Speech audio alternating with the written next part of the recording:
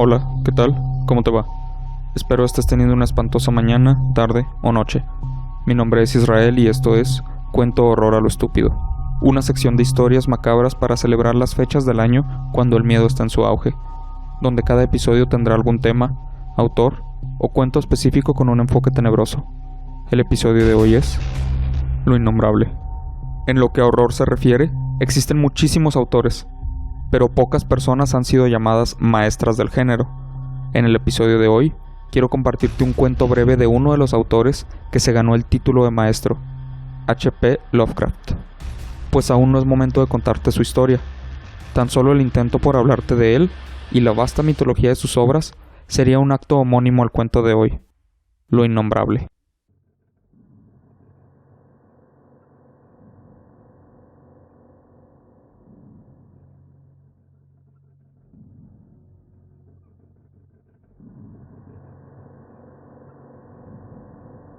Estábamos sentados en una ruinosa tumba del siglo XVI, a avanzada hora de la tarde de un día de otoño, en el cementerio de Arkham, y divagábamos sobre lo innombrable, mirando hacia el sauce gigantesco del cementerio, cuyo tronco casi había hundido la antigua y casi ilegible losa, y había hecho un comentario fantástico sobre el alimento espectral e incalificable que sus colocales raíces succionaban sin duda de aquella tierra vetusta y macabra.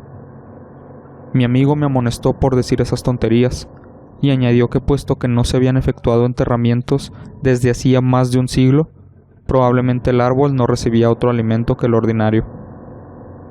Añadió además que mi constante alusión a lo innombrable y lo incalificable eran un recurso pueril, muy en consonancia con mi escasa categoría como escritor. Yo era muy aficionado a terminar mis relatos con suspiros o ruidos que paralizaban las facultades de mis héroes, y les dejaban sin valor, sin palabras, y sin recuerdos para decir qué habían experimentado. Conocemos las cosas, decía él, solo a través de nuestros 5 sentidos o nuestras intuiciones religiosas. Por tanto, es completamente imposible hacer referencia a ningún objeto o visión que no pueda describirse claramente mediante las sólidas definiciones empíricas o las correctas doctrinas teológicas, preferentemente congregacionalistas, con las modificaciones que la tradición o Sir Arthur Conan Doyle puedan aportar. Con este amigo, Joel Manton, discutía a menudo lánguidamente. Era director de la East High School, nacido y criado en Boston, y participaba de esa sordera autocomplaciente de Nueva Inglaterra para las delicadas insinuaciones de la vida. Su opinión era que solo nuestras experiencias normales y objetivas poseen importancia estética, y que lo que incumbe al artista es no tanto suscitar una fuerte emoción mediante la acción, el éxtasis y el asombro, como mantener un plácido interés y apreciación con detalladas y precisas transcripciones de lo cotidiano. En particular, era contrario a mi preocupación por lo místico y lo inexplicable, porque aunque creía en lo sobrenatural mucho más que yo, no admitía que fuera tema suficientemente común para abordarlo en la literatura. Para un intelecto claro, práctico y lógico, era increíble que una mente pudiese encontrar su mayor placer en la evasión respecto de la rutina diaria, y en las combinaciones originales y dramáticas de imágenes normalmente reservadas por el hábito y el cansancio a las trilladas formas de la existencia real. Según él, todas las cosas y sentimientos tenían dimensiones, propiedades, causas y efectos fijos. Y aunque sabía vagamente que el entendimiento tiene a veces visiones y sensaciones de naturaleza bastante menos geométrica, clasificable y manejable, se creía justificado para trazar una línea arbitraria y desestimar todo aquello que no puede ser experimentado y comprendido por el ciudadano ordinario. Además, estaba seguro de que no puede existir nada que sea innombrable. No era razonable, según él. Aunque me daba cuenta de que era inútil aducir argumentos imaginativos y metafísicos frente a la autosatisfacción de un ortodoxo de la vida diurna, había algo en el escenario de este coloquio vespertino que me incitaba a discutir más que de costumbre: las gastadas losas de pizarra, los árboles patriarcales, los centenarios tejados holandeses de la vieja ciudad embrujada que se extendía alrededor, todo contribuía a enardecerme el espíritu en defensa de mi obra, y no tardé en llevar mis ataques al terreno mismo de mi enemigo. En efecto, no me fue difícil iniciar el contraataque, ya que sabía que Joel Manton seguía medio aferrado a muchas de las supersticiones de que las gentes cultivadas habían abandonado ya. Creencias en apariciones de personas a punto de morir en lugares distantes, o impresiones dejadas por antiguos rostros en las ventanas, a las que se habían asomado en vida.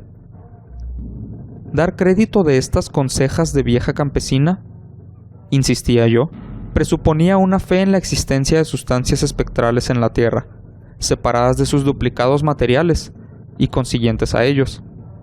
Implicaba además una capacidad para creer en fenómenos que estaban más allá de todas las nociones normales, pues si un muerto puede transmitir su imagen visible o tangible a la distancia de medio mundo, o desplazarse a lo largo de siglos, ¿por qué iba a ser absurdo suponer que las casas deshabitadas están llenas de extrañas entidades sensibles, o que los viejos cementerios rebosan de terribles e incorpóreas generaciones de inteligencias? Y dado que el espíritu para efectuar las manifestaciones que se le atribuyen no puede sufrir limitación alguna de las leyes de la materia, ¿por qué es una extravagancia imaginar que los seres muertos perviven psíquicamente, en formas o ausencia de formas que para el observador humano resultan absoluta y espantosamente innombrables? El sentido común, al reflexionar sobre estos temas, le aseguré a mi amigo con calor, no es sino una estúpida falta de imaginación y de flexibilidad mental. Había empezado a oscurecer, pero a ninguno de los dos nos apetecía dejar la conversación. Manton no parecía impresionado por mis argumentos, y estaba deseoso de refutarlos, con esa confianza en sus propias opiniones que tanto éxito le daba como profesor, mientras que yo me sentía demasiado seguro en mi terreno para temer una derrota. Cayó la noche, y las luces brillaron débilmente en algunas de las ventanas distantes, pero no nos movimos. Nuestro asiento, un sepulcro, era bastante cómodo, y yo sabía que a mi prosaico amigo no le inquietaba la cavernosa grieta que se abría en la antigua obra de ladrillos, maltratada por las raíces, justo detrás de nosotros, ni la total negrura del lugar que proyectaba la ruinosa y deshabitada casa del siglo XVII, que se interponía entre nosotros y la calle iluminada. Allí, sentados en la oscuridad, junto a la hendida tumba próxima a la casa deshabitada, conversábamos sobre lo innombrable, y cuando mi amigo dejó de burlarse, le hablé de la espantosa prueba que había detrás del relato mío, del que más se había burlado él. El relato se titulaba La ventana del ático, y había aparecido en el número de Whispers correspondiente a enero de 1922. En muchos lugares, especialmente en el sur y en la costa del Pacífico, retiraron la revista de los kioscos a causa de las quejas de los estúpidos pusilánimes, pero Nueva Inglaterra no causó ninguna emoción, y las gentes se encogieron de hombros ante mis extravagancias. Era impensable, dijeron, que nadie se sobresaltase con aquel ser biológicamente imposible. No era sino una conseja más, una habladuría que Cotton Mather había hecho lo bastante creíble como para incluirla en su caótica Magnalia Christi americana, y se hallaba tan pobremente autentificada que ni siquiera se había atrevido a citar el nombre de la localidad donde había tenido lugar el horror. Y en cuanto a la ampliación que yo hacía a la breve nota del viejo místico, era completamente imposible y típica de un plumífero frívolo y fantasioso. Mather había dicho efectivamente que había nacido semejante ser, pero nadie, salvo un sensacionalista barato, podría pensar que se hubiese desarrollado, se fuese asomando a las ventanas de las gentes por las noches y se ocultara en el ático de una casa, en cuerpo y alma, hasta que alguien lo descubrió siglos después en la ventana, aunque no pudo describir qué fue lo que le volvió grises los cabellos. Todo esto no era más que descarada mediocridad, cosa en la que no paraba de insistir mi amigo Manton. Entonces le hablé de lo que había descubierto en un viejo diario, redactado entre 1706 y 1723, desenterrado de entre los papeles de la familia, a menos de 1 milla de donde estábamos sentados. De eso, y de la verdad irrefutable de las cicatrices que mi antepasado tenía en el pecho y la espalda, que el diario describía. Le hablé también de los temores que abrigaban otras gentes de esa religión, y de lo que se murmuró durante generaciones, y de cómo se demostró que no era fingida la locura que le sobrevino al niño que entró en 1793 en una casa abandonada para examinar determinadas huellas que se decía que había. Fue sin duda un ser horrible. No es de extrañar que los estudiosos se estremezcan al abordar la época puritana de Massachusetts. Se conoce muy poca cosa de lo que ocurrió bajo la superficie, aunque a veces supura horriblemente con un burbujeo putrescente. El terror a la brujería es un destello de luz de lo que bullía en los estrujados cerebros de los hombres. Pero incluso eso es una pequeñez. No había belleza, no había libertad, como puede comprobarse en los restos arquitectónicos y domésticos, y los sermones envenenados de los rigurosos teólogos. Y dentro de esa herrumbrosa camisa de fuerza se ocultaban farfullantes la atrocidad, la perversión y el satanismo. Esta era verdaderamente la apoteosis de lo innombrable. Cotton Mather, en ese demoníaco sexto libro que nadie debe leer de noche, no se anda con rodeos a lanzar sus anatemas, severo como un profeta judío, y lacónicamente imperturbable como nadie hasta entonces. Habla de la bestia, que dio a luz un ser superior a las bestias, aunque inferior al hombre, al ser del ojo manchado, y del desdichado y vociferante borracho, al que ahorcaron por tener un ojo así. De todo esto se atreve a hablar, aunque no cuenta lo que ocurrió después. Quizá no llegó a saberlo, o quizá sí, y no se decidió a contarlo. Hay quien sí que se enteró, aunque no llegó a decir nada. Tampoco se dio explicación pública de por qué se hablaba con temor de la cerradura de la puerta que había al pie de la escalera de cierto ático, donde vivía un viejo solitario, amargado y decrépito, el cual se había atrevido a levantar la losa de determinada sepultura anónima, sobre la cual, sin embargo, existen numerosas leyendas capaces de helarle la sangre a cualquiera. Todo está en ese diario ancestral que encontré, las secretas alusiones e historias susurradas sobre seres con un ojo manchado que andaban asomándose a las ventanas por la noche, o eran vistos por los prados desiertos cerca de los bosques. Mi antepasado vio a un ser así en una carretera sombría que corría por un valle, el cual le dejó señales de cuernos en el pecho y de garras en la espalda, y cuando buscaron sus pisadas en el polvo, encontraron huellas mezcladas de pezuñas hendidas y zarpas vagamente antropoides. En una ocasión, un jinete del servicio de correo contó que había visto a la luz de la luna, unas horas antes del amanecer, a un viejo corriendo y llamando a una criatura espantosa, que andaba a zancadas por Meadow Hill, y muchos le creyeron.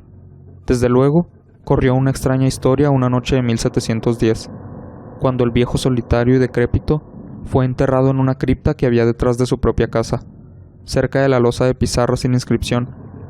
Nadie abrió la puerta que daba acceso a la escalera del ático, sino que dejaron la casa como estaba, pavorosa y desierta.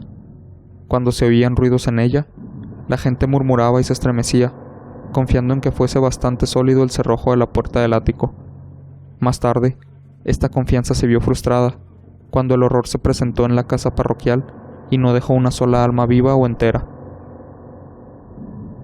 Con el paso de los años, las leyendas adoptan un carácter espectral, pero supongo que aquel ser debió de morir, si era una criatura viva. Su recuerdo sigue siendo espantoso, tanto más espantoso cuanto que ha sido secreto.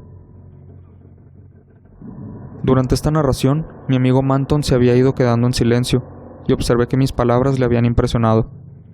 No se rió al callarme yo, sino que me preguntó muy serio sobre el niño que enloqueció en 1793, y que parecía ser el héroe de mi historia. Le dije que el chico había ido a aquella casa encantada y desierta, seguramente movido por la curiosidad, ya que creía que las ventanas conservan latente la imagen de quienes habían estado sentados junto a ellas. El chico fue a examinar las ventanas de aquel horrible ático, a causa de las historias sobre los seres que se habían visto detrás de ellas, y regresó gritando frenéticamente. Cuando acabé de hablar, Manton se quedó pensativo, pero poco a poco volvió a su actitud analítica. Concedió que quizá había existido realmente un monstruo espantoso, pero me recordó que ni siquiera la más morbosa aberración de la naturaleza tiene por qué ser innombrable ni científicamente indescriptible. Admiré su claridad y persistencia, pero añadí nuevas revelaciones que había recogido entre la gente de edad. Leyendas espectrales, aclaré, relacionadas con apariciones monstruosas más horribles que cuantas entidades orgánicas podían existir. Apariciones de formas bestiales y gigantescas, visibles a veces, y a veces solo tangibles, que flotaban en las noches sin luna y rondaban por la vieja casa, la cripta que había detrás y el sepulcro junto a cuya losa ilegible había brotado un árbol. Tanto si tales apariciones habían matado o no personas acornadas o sofocándolas, como se decía en algunas tradiciones no comprobadas, habían causado una tremenda impresión y aún eran secretamente temidas por los más viejos de la región, aunque las nuevas generaciones casi las habían olvidado. Quizá desaparecieran si se dejaba de pensar en ellas. Es más, en lo que se refería a la estética, si las emanaciones psíquicas de las criaturas humanas consistían en distorsiones grotescas, ¿qué representación coherente podría expresar o reflejar una nebulosidad gibosa e infame como aquel espectro de maligna y caótica perversión, aquella blasfemia morbosa de la naturaleza, modelado por el cerebro de una pesadilla híbrida?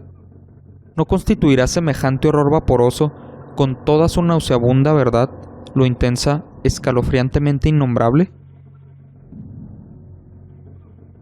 Sin duda se había hecho muy tarde. Un murciélago singularmente silencioso me tocó el pasar, y creo que a Manton también, porque aunque no podía verle, noté que levantaba el brazo. Luego dijo: «Pero, ¿sigue en pie y deshabitada esa casa de la ventana del ático?» «Sí», contesté. «Yo la he visto». «¿Y encontraste algo? ¿En el ático o en algún otro lugar?» «Unos cuantos huesos bajo el alero. Quizá fue eso lo que vio el niño. Si era muy sensible, no necesitó ver nada en el cristal de la ventana para perder la razón. Si pertenecían al mismo ser, debió de tratarse de una monstruosidad histérica y delirante. Habría sido blasfemo dejar tales huesos en el mundo, así que los metí en un saco y los llevé a la tumba que hay detrás de la casa. Había una abertura por donde los pude arrojar al interior. No pienses que fue una tontería por mi parte. Quisiera que hubieses visto el cráneo.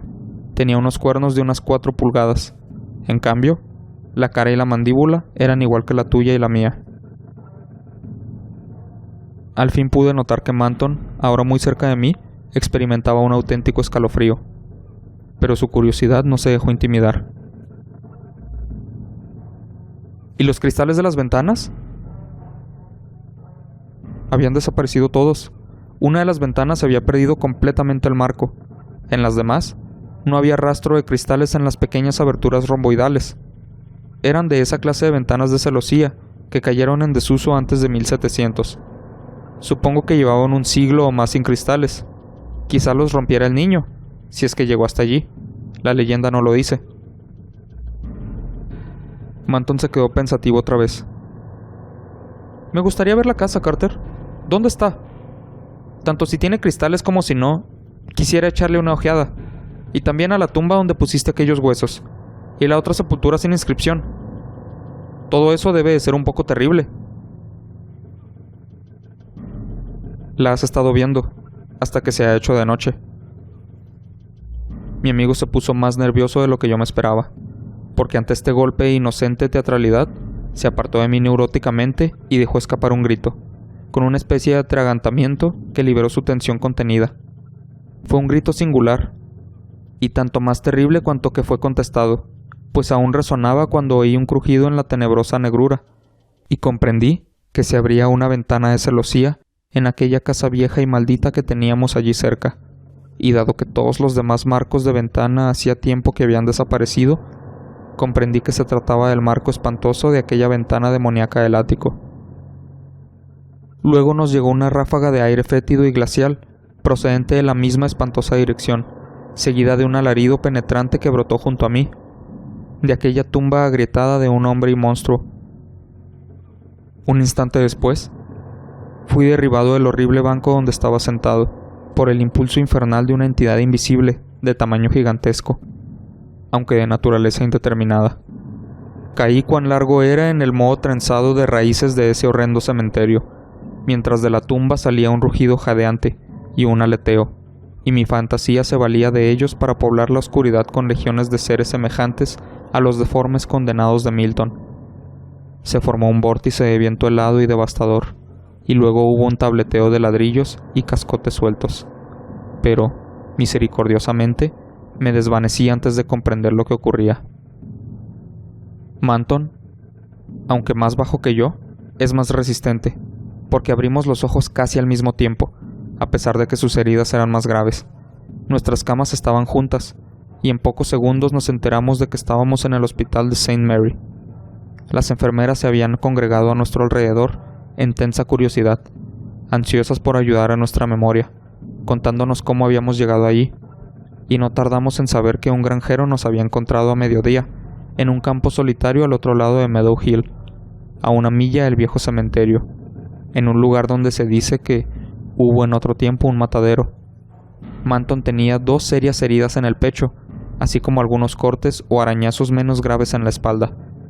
Yo no estaba mal herido, pero tenía el cuerpo cubierto de morados y contusiones de lo más desconcertantes, y hasta una huella de pezuña hendida. Era evidente que Manton sabía más que yo, pero no dijo nada a los perplejos e interesados médicos, hasta que le explicaron cuál era la naturaleza de nuestras heridas. Entonces dijo que habíamos sido víctimas de un toro resabiado, aunque resultó difícil explicar e identificar al animal. Cuando las enfermeras y los médicos nos dejaron, le susurré una pregunta sobrecogida.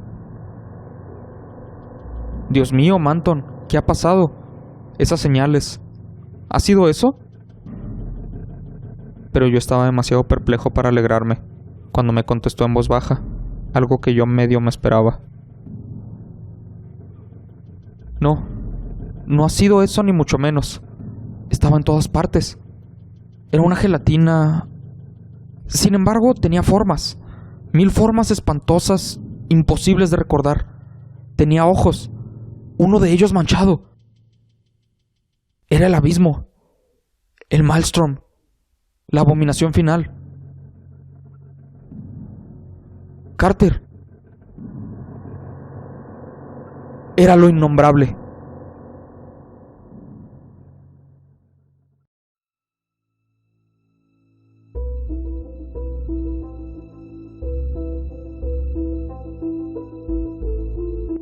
Así es como llegamos al final de Lo Innombrable. Los relatos de Lovecraft son en su mayoría mucho más extensos. A diferencia de la mayoría de autores y autoras de horror populares, sus relatos breves no son tan abundantes. No obstante, tiene sentido, considerando lo que implica conocer a fondo el trabajo de este autor en particular. Pero no es necesario adentrarse en la mitología de Lovecraft para disfrutar sus trabajos cortos, como lo es este. Al menos, yo empecé leyendo este tipo de textos, antes de adentrarme en sus trabajos más pesados, y los disfruté bastante. Y si también disfrutaste este relato viniendo de mí, te invito a seguirme en mis redes sociales como @chalepodcast si quieres estar al tanto de los siguientes episodios y de más información respecto al podcast. Mi nombre es Israel y esto fue Cuento Horror a lo Estúpido, un cuento de H.P. Lovecraft. Espero lo hayas disfrutado. Muchas gracias por escucharme y hasta la próxima.